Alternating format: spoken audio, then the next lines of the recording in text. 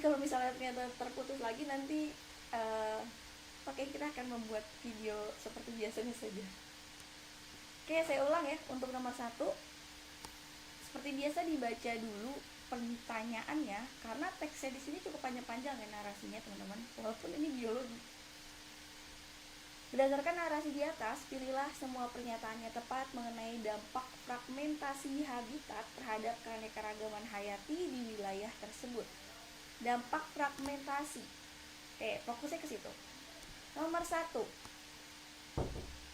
Provinsi Riau di Sumatera dikenal memiliki salah satu kawasan hutan hujan tropis terluas di Indonesia, yang merupakan habitat vital bagi spesies-spesies ikonik seperti harimau Sumatera dan orangutan Sumatera.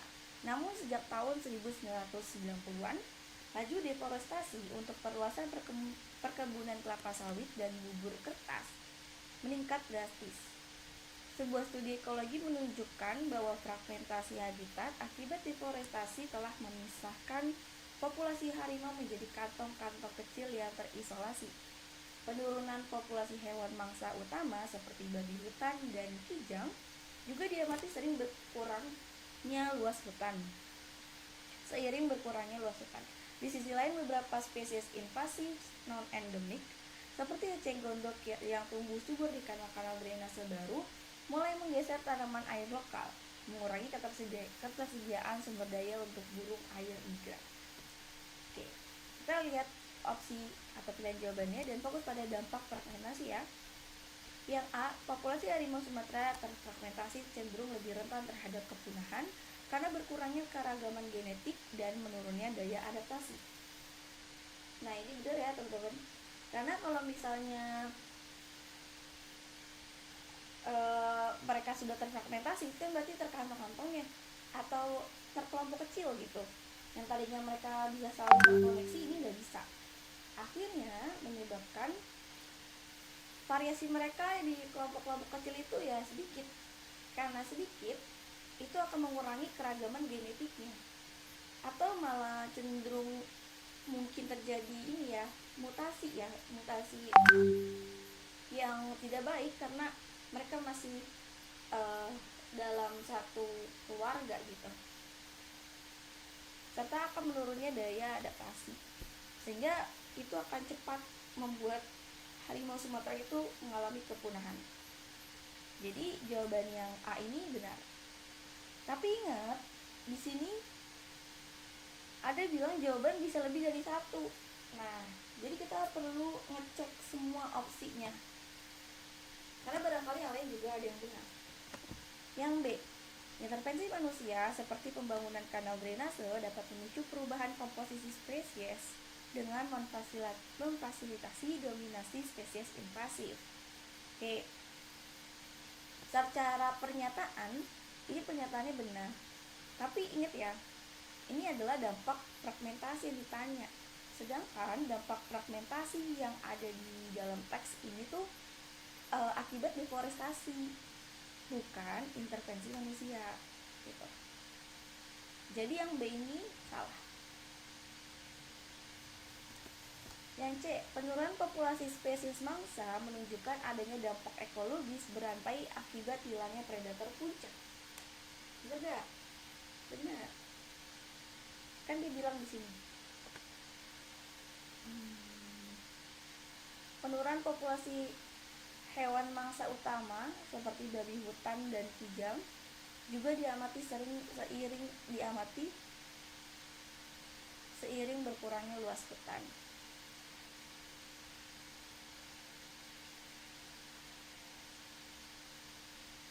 Betul. Yang C betul. Yang D, deforestasi hanya mempengaruhi spesies yang membutuhkan habitat hutan yang luas sehingga tidak berdampak signifikan pada keanekaragaman hayati secara keseluruhan. Salah. Karena tidak, deforestasi itu dia mempengaruhi semua keanekaragaman hayati secara keseluruhan, walaupun hewan tersebut tidak membutuhkan habitat yang luas gitu. Karena kan deforestasi itu pengurangan wilayah hutan. Ini salah. pernyataan yang D salah.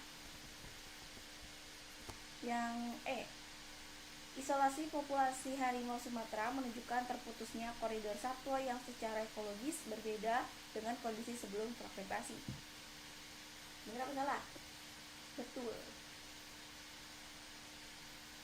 Jadi bayangkan misalnya ini adalah sebuah hutan, kemudian di sini ada kelompok Sumatera A, di sini kelompok B, ini C, ini D, ini E, ya. Karena mereka bisa saling terkoneksi satu sama lain. Nah, ini disebut dengan koridor satwa. Akan tetapi ketika terjadi deforestasi, mereka menjadi kelompok-kelompok kecil yang saling terputus. Misalnya mereka jadi kelompok-kelompok kecil. Berarti terputus koridornya nih. Mereka tidak biasa saling terhubung gitu satu sama lain. Yang A ini tidak bisa terhubung dengan B. Begitu juga demikian yang B dengan C dan seterusnya. Sehingga terputusnya koridor satwa atau koneksi antar satwa. Jadi dampak dari fragmentasi habitat di sini ada 3, yang A, C, dan E. Oke, kita lanjut nomor 2.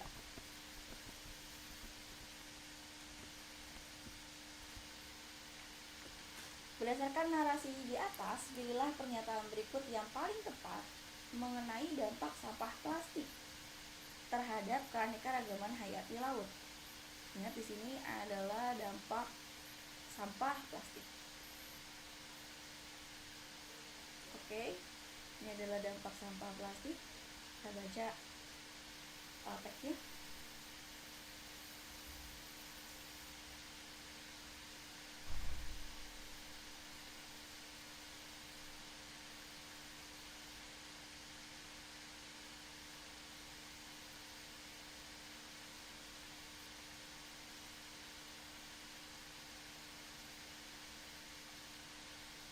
Perairan Taman Nasional Komodo di Nusa Tenggara Timur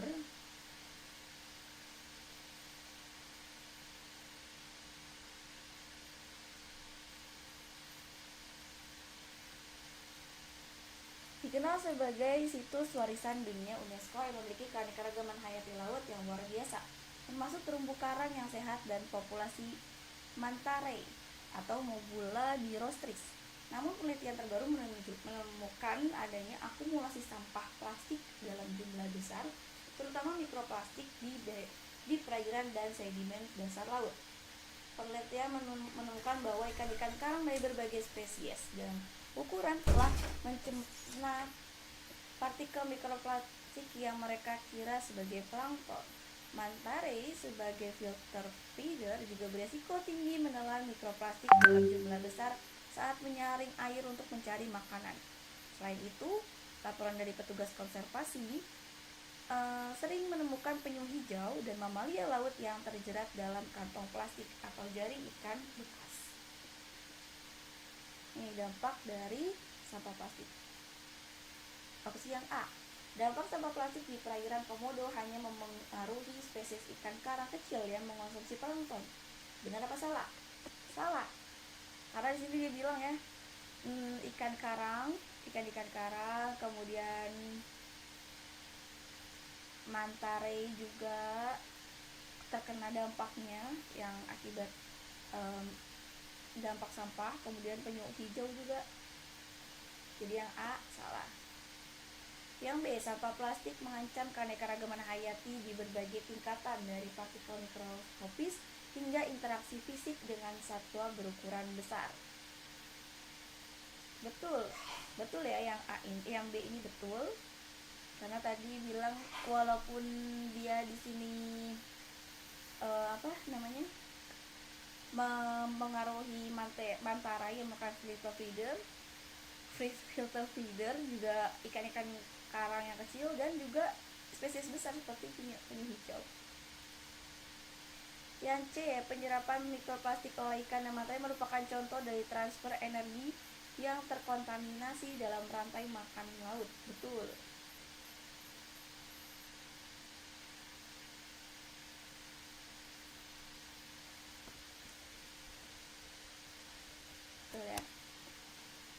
Kemudian yang D, ancaman sampah plastik terhadap biota laut hanya terbatas pada spesies yang memiliki kebiasaan makan sebagai filter feeder. Salah, karena yang makannya mengiranya itu ada plankton juga dia kena. Kemudian yang E, masalah sampah plastik menunjukkan bahwa perlindungan keanekaragaman hayati di suatu area konservasi tidak efektif tanpa upaya kolaborasi yang luas. Betul. Jadi masalahnya di sini di wilayah konservasi itu tidak bisa kita hanya fokus pada satu jenis spesies atau satu bidang aja ya, tapi juga harus berupaya untuk kolaborasi dengan berbagai pihak, termasuk mengenai masalah terdampak sampah ini. Jadi nomor 2 jawabannya B, C, dan E. Kita lanjut nomor 3. Nah, ini ada kunci determinasi panjang, jadi kita perlu baca soalnya dulu. Dia minta apa sih? Dari data tabel di atas, mana klasifikasi kunci determinasi untuk kelompok tumbuhan padi? Ingat ya, padi. Kalau kalian mau ngecek dari determinasi boleh, mau ngecek dari opsi pilihan jawaban juga boleh. Kalau kita cek dari opsi pilihan jawaban, jadi mereka hampir sama semua opsinya loh. Hanya berbeda di bagian nomor 3 ya, antara 3 dan 4.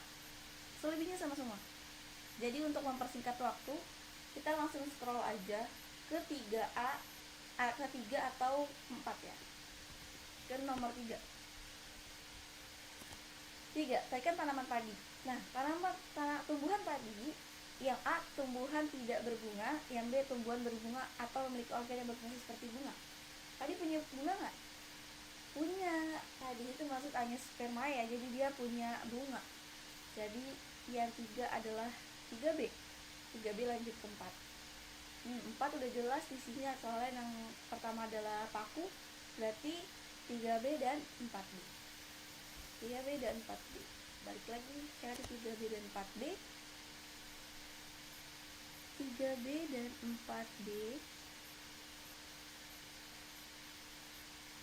3B dan 4B kan ya? Oh ini ya. Oh, antara C, D, dan E. Oh ini E ada yang beda guys. 6B, cek 6B, padi 6B. Salah ya, kan padi 7A, kemudian dia balik 7 ke sini 6A harusnya, karena berakar serabut, kemudian dia ke arah 7. Jadi jawabannya ini salah, adalah C dan D. Ini karena opsi C dan D sama, ya kan? Sama semua ya? Sama semua. Jadi jawabannya C, D. Jadi gitu ya, kalau misalnya ada kunci determinasi, fokus pada pertanyaannya dulu. Kemudian kalau pilihan jawabannya sama semua, berarti cari yang berbeda aja. Tapi kalau misalnya nanti beda semua gimana kak? Nah, berarti nyarinya lewat kunci determinasinya satu-satu.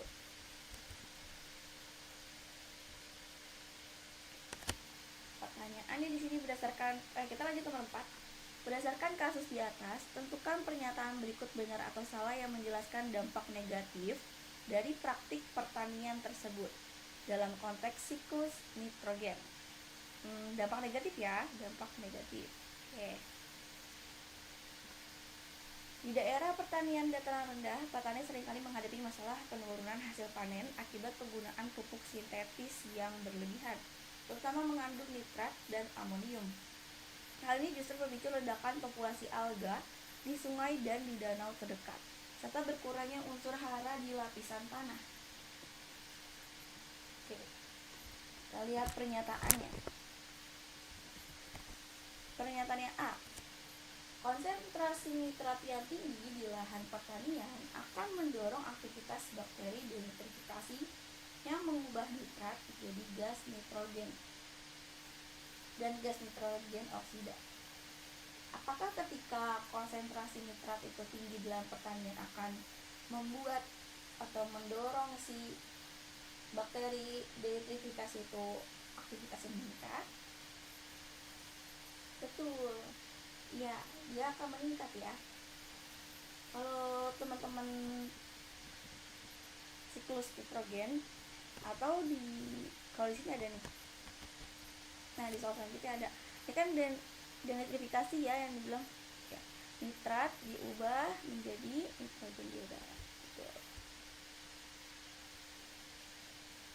Next yang B. Nitrat yang tidak terserap oleh tumbuhan akan tercuci atau leaching oleh air hujan ke badan air terdekat, memicu ledakan populasi alga yang mengganggu ekosistem. Betul atau salah? Sebenarnya, jadi nitratnya tidak bisa diserap oleh tumbuhan atau tidak mampu semuanya diserap oleh tumbuhan, sehingga nitratnya terbawa arus ya, terbawa arus. Akhirnya dia akan ke badan air, misalnya sungai atau danau. Di teks ini juga disebutkan kok. Nih, terjadi ledakan populasi alga di sungai dan danau terdekat. Berarti nitratnya pindah semua, itu pergi semua ke sungai dan danau. Yang C, pupuk amonium yang berlebihan akan langsung menguap ke atmosfer melalui proses amonifikasi, sehingga tidak ada yang terserap oleh tumbuhan.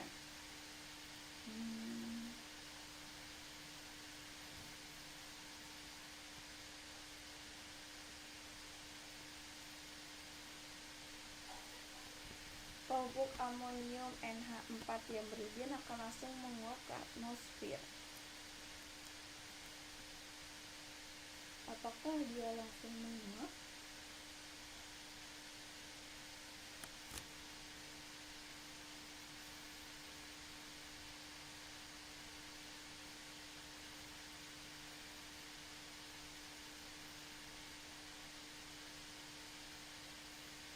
Coba kita cek dulu apakah dia langsung menguap.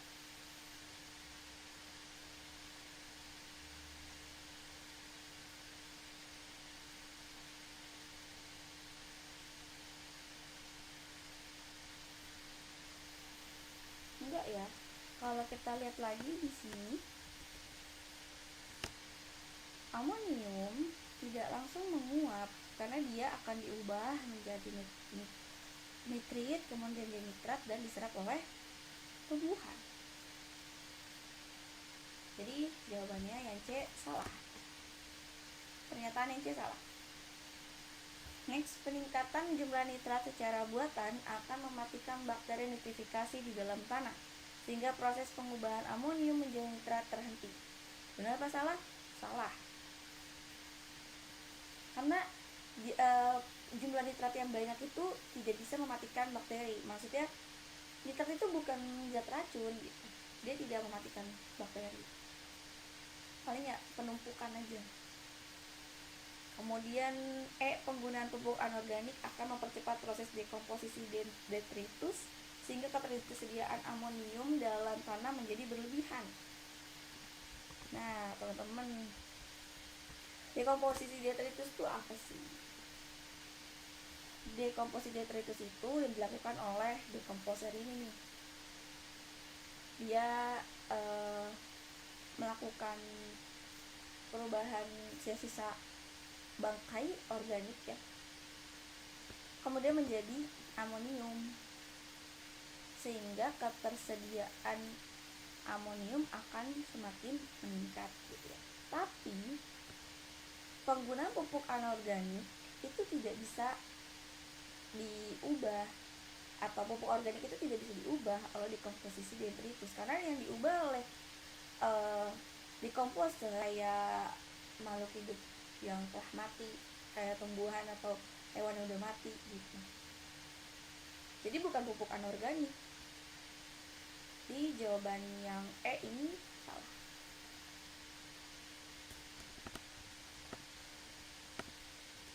Oke, nomor 4 jawabannya adalah seperti ini ya, nomor 4. Oke, kita lanjut nomor 5. Ini ada skema siklus nitrogen. Kita baca dulu. Pernyataan berikut yang paling tepat menggambarkan proses yang terjadi dalam siklus nitrogen dan kaitannya dengan ketersediaan unsur hara bagi tumbuhan adalah. Oke, kita baca yang satu. 1. Proses asimilasi hanya dapat dilakukan oleh tumbuhan yang bersimbiosis dengan bakteri ginjal akar.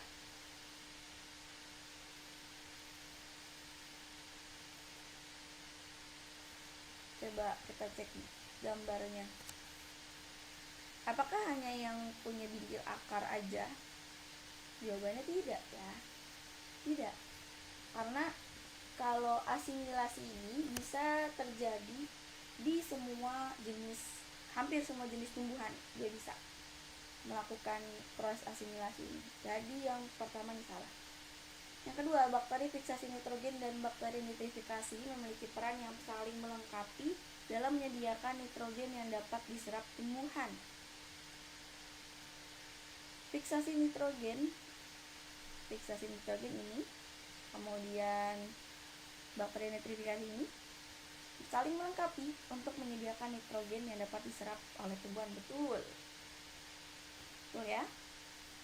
Next, yang ketiga, gas nitrogen N2 di atmosfer harus melalui fiksasi dan nitrifikasi terlebih dahulu sebelum dapat diubah menjadi protein pada tumbuhan.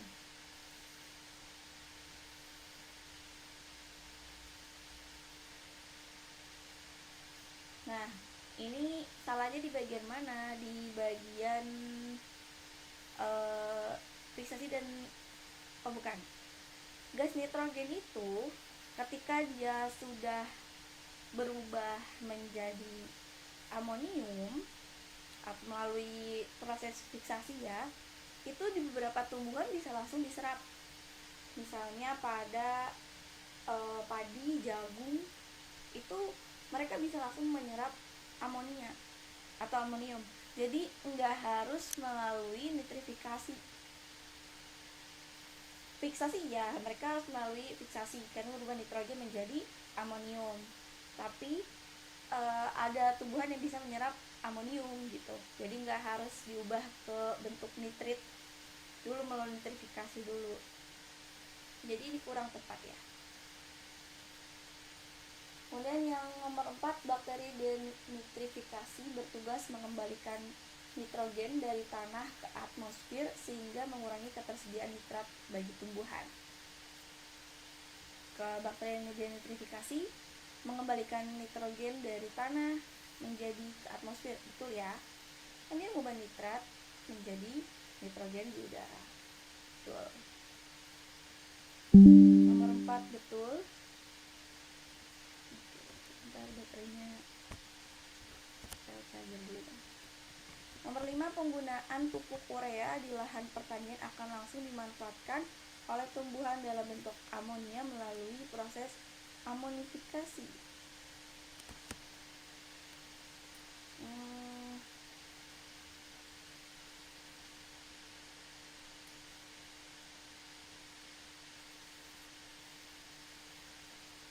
Kurang tepat ya, karena urea di tanah itu harus dihidrolisis dulu oleh enzim urease menjadi NH4 atau menjadi amonium sebelum dia dapat dimanfaatkan.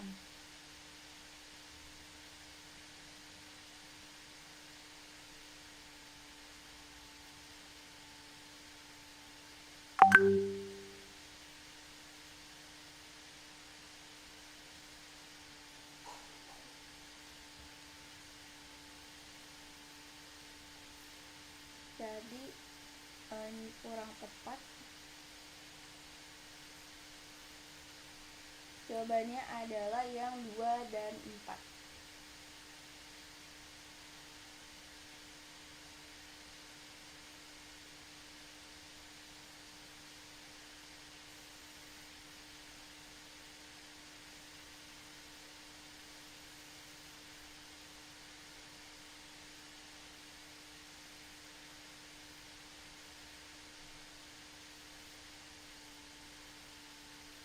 Tunggu sebentar, saya mau charger laptop dulu.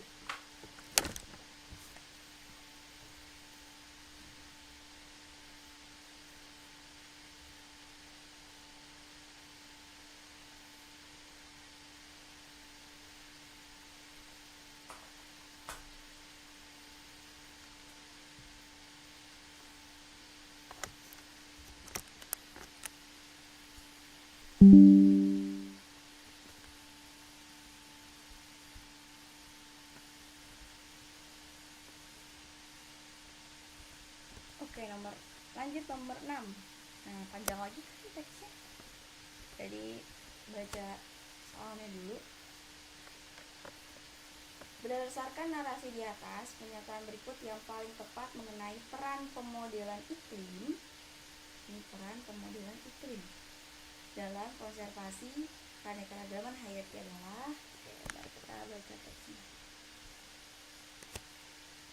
Para ilmuwan menggunakan model iklim global yang canggih untuk memprediksi dampak perubahan iklim di masa depan. Model-model ini mengintegrasikan data dari berbagai disiplin ilmu, termasuk oceanografi, meteorologi, dan ekologi.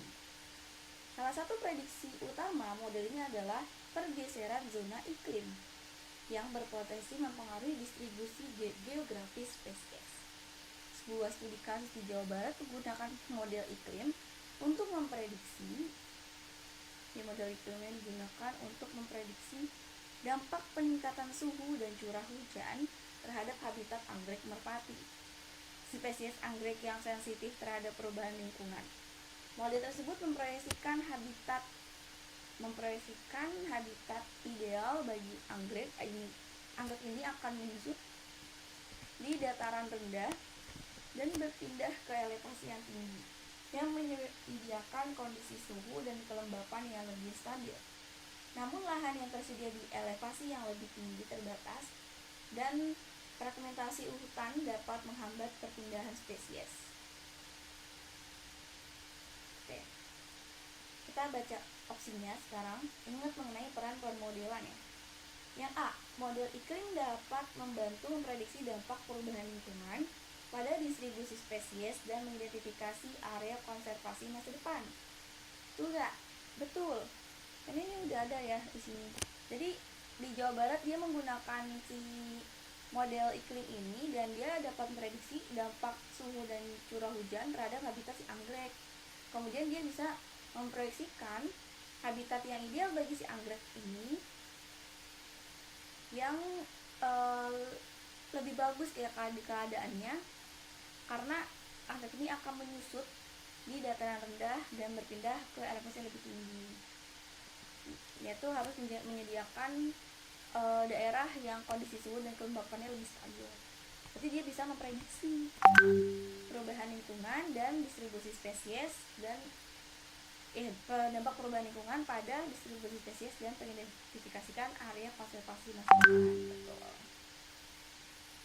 Yang A betul. Nah, karena di sini nggak ada tulisan jawaban lebih dari satu, jadi teman-teman boleh langsung skip aja untuk mempercepat. Tapi kalau mau dibaca dulu opsi yang lain juga silakan.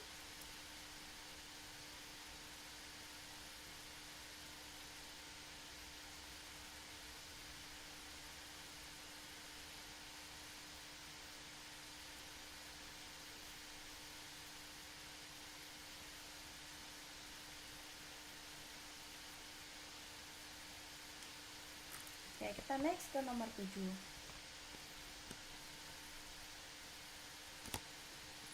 Ini ada jaring-jaring makanan ya. Bayangkan sebuah skenario di mana seluruh populasi rusa di ekosistem tersebut musnah secara total akibat penyakit yang sangat spesifik. Rusa nih, ini rusa ya, mati ini dia ceritanya. Kemudian peristiwa ini akan menciptakan efek domino yang memengaruhi seluruh keseimbangan jaring-jaring makanan.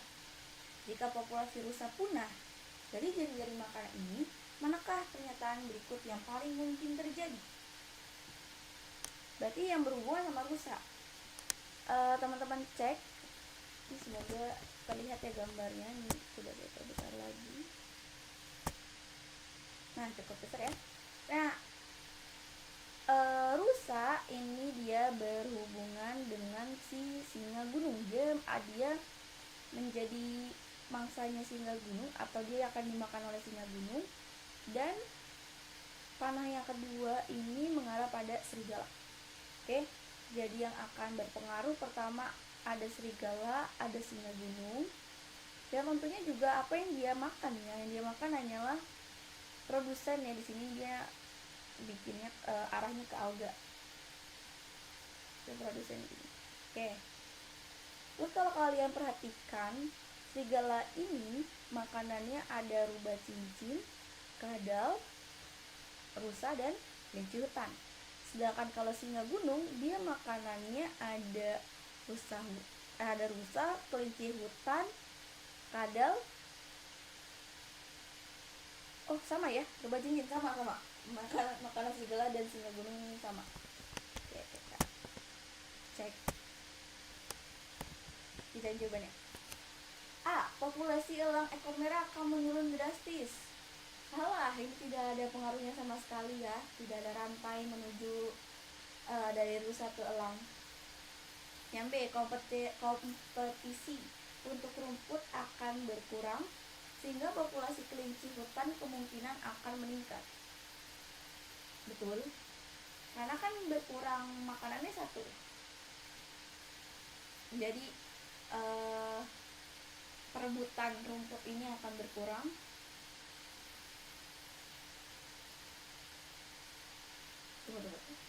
Kompetensi untuk rumput akan berkurang bisa, sehingga populasi kelinci hutan kemungkinan akan meningkat. Oh enggak ya, nggak ada ngaruhnya sama populasi kelinci hutan ya.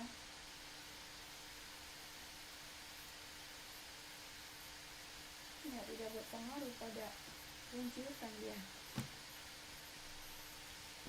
Coba cek yang C. Populasi singa gunung akan menurun karena kehilangan salah satu sumber makanan utamanya. Ya betul ya, karena kan tadi singa gunung. Kalau yang C betul, karena pilih semua jawaban yang benar, jadi kemungkinan ada lebih dari satu jawaban. Kita cek lagi. Populasi tumbuhan produsen seperti rumput akan meningkat karena berkurangnya predatornya.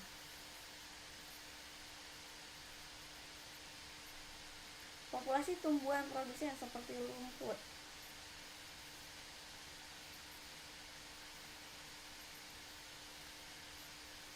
betul ya, karena kan rusaknya berkurang. Tapi yang sedikit membingungkan di sini, kenapa rusa dan yang lain-lainnya itu harapannya ke alga ya? Harusnya ke produsen gak sih, ke produsen, ke rumput gitu, produsen yang lain. Kalau alga kan di dalam air. Jadi seharusnya yang D ini sih, populasi tumbuhan produsen seperti rumput akan meningkat karena ya berkurang satu predatornya. Tapi kalau diperhatikan dari hewan-hewan yang memakan produsen ini, rusa kayaknya paling banyak deh makan rumput atau produsen dibandingkan dengan yang lainnya nih, dibandingkan dengan hewan-hewan lain. Yang benar yang E. Aliran energi ke dekomposer dan dendrivor akan berhenti total. Salah ya. Justru kalau misalnya rusanya banyak yang mati, dekomposer sama dendrivornya jadi banyak aliran ya. Karena memakan yang musnah, yang memakan bangkai ya. Salah. Jadi untuk yang E ini salah. Nah, yang B tadi, kompetensi untuk rumput akan berkurang, betul. Sehingga populasi kelinci hutan kemungkinan akan meningkat, ini masih kurang tepat. Karena tidak ada hubungannya sih kompetensi. Ya maksudnya makanan kelinci hutannya kan akan tetap sama ya.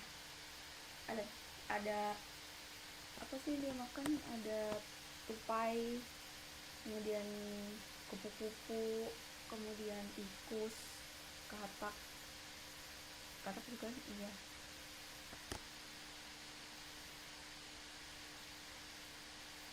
Jadi jawabannya untuk yang nomor 7 itu adalah C dan D. Next kita ke nomor 8. Peneliti mengalami kebingungan saat mengelompokkan organisme tersebut berdasarkan prinsip klasifikasi makhluk hidup dan keanekaragaman hayati. Langkah yang paling tepat untuk mengatasi masalah klasifikasi tersebut yaitu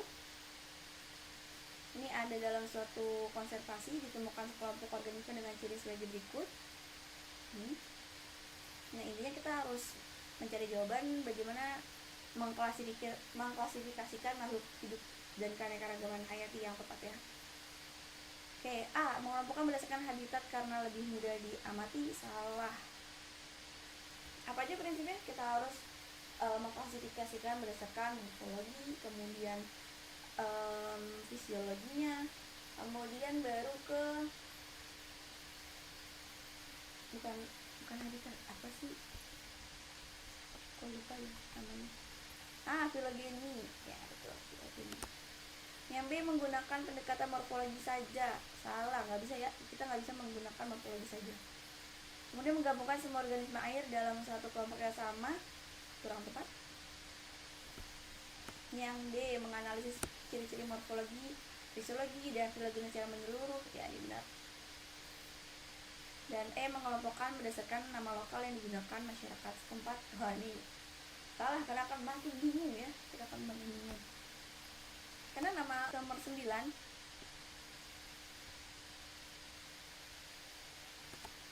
sebuah tim peneliti menemukan populasi kupu-kupu unik di hutan primer Sulawesi.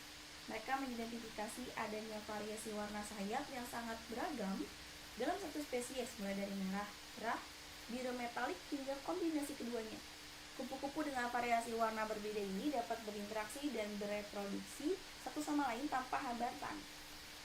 Namun, saat tim pelacak persebaran populasi ini, mereka menemukan bahwa kupu-kupu dengan kombinasi warna tertentu hanya ditemukan di satu lembah sempit. Saja. Kemudian dikelilingi oleh pegunungan tinggi yang memisahkan mereka dari populasi induknya. Peristiwa ini terjadi setelah letusan gunung berapi purba ribuan tahun yang lalu. Berdasarkan hasil tersebut, fenomena apa yang paling dominan diilustrasikan dan berpotensi menghasilkan spesies baru? Yang A, keanekaragaman genetik yang terisolasi secara geografis mengarah pada spesiasi alopatrik. Alopatrik, apa itu alopatrik?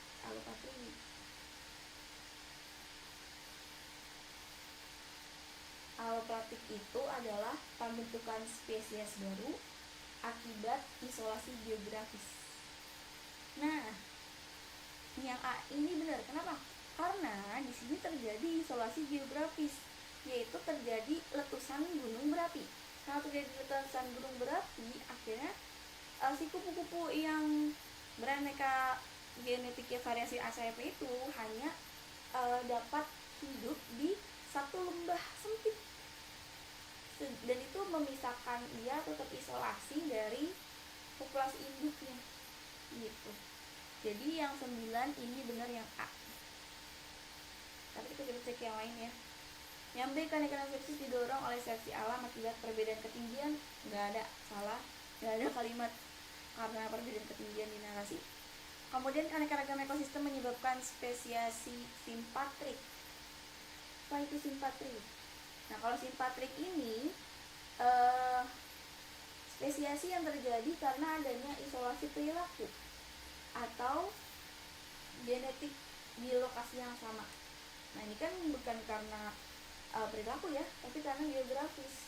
Dia gara-gara letusan gunung berapi itu, akhirnya dia terisolasi atau terpisah.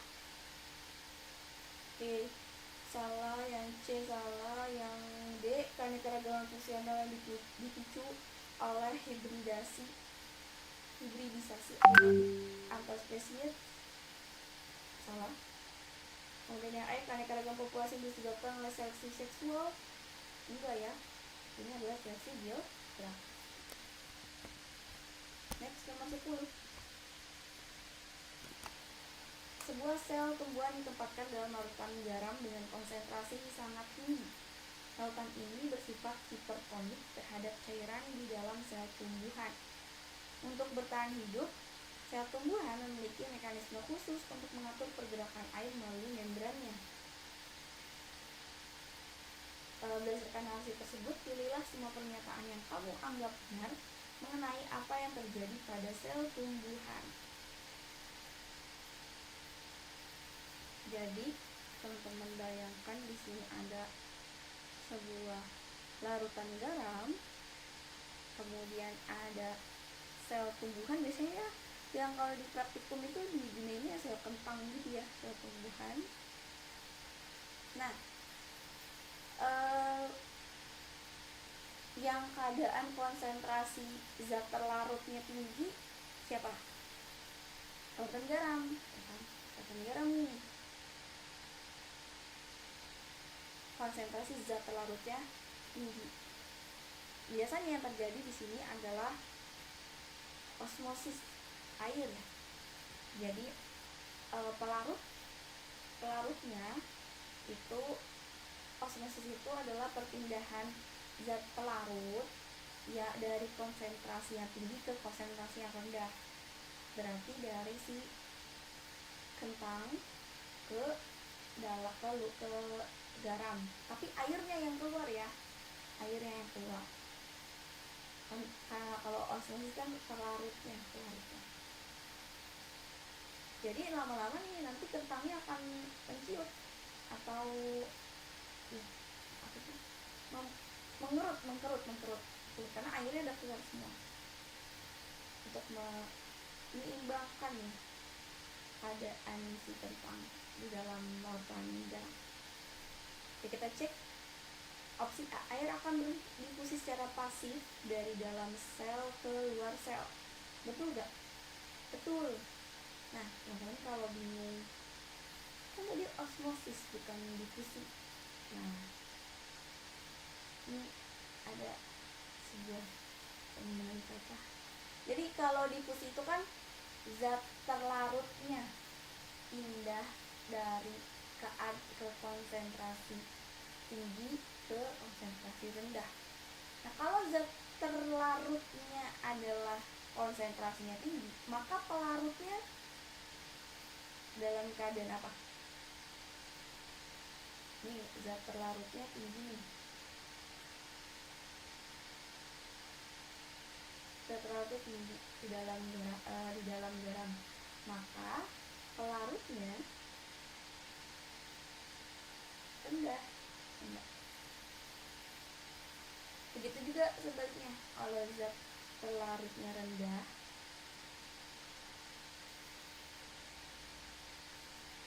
maka pelarutnya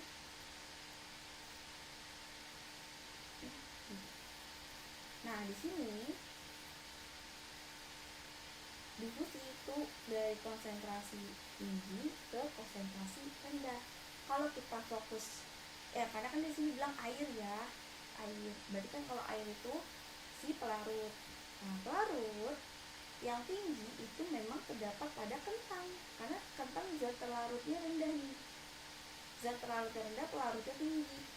Nah, pelarut atau air yang banyak dalam kentang akan berpindah dari konsentrasi tinggi pindah ke konsentrasi yang rendah, yaitu pindah ke dalam keluar sel gitu ya, ke dalam si air larutan garam ini. Nah, itu juga disebut dengan difusi. Kemudian secara pasif ya, difusi dan osmosis sama-sama secara pasif atau tidak menggunakan ATP. Jadi yang A ini benar. Tapi balik lagi, karena dia bilang pilih semua pernyataan yang kamu anggap benar, berarti bisa jadi di sini jawabannya lebih dari satu. Yang B, sel akan membengkak karena air masuk ke dalam sitoplasma. Salah, dia harusnya keluar ya. Yang C, sel akan kehilangan turgornya dan mengalami plasmolisis.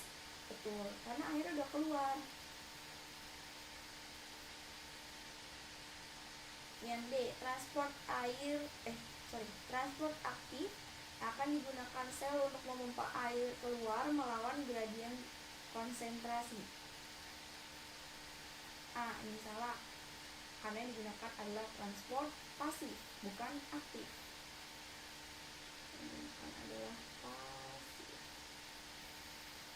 Yang Vakuola sentral akan mengerut karena kehilangan air. Betul. Vakuola di dalam si tumbuhan itu dia akan kan isinya air tuh, dia akan mengerut ya karena airnya akan keluar.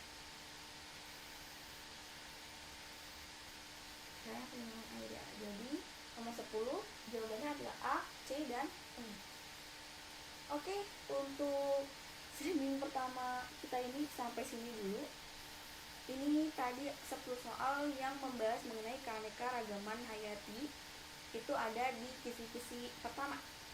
Selanjutnya nanti ada sekitar 10 atau 15 soal yang berhubungan dengan enzim, anabolisme, dan katabolisme.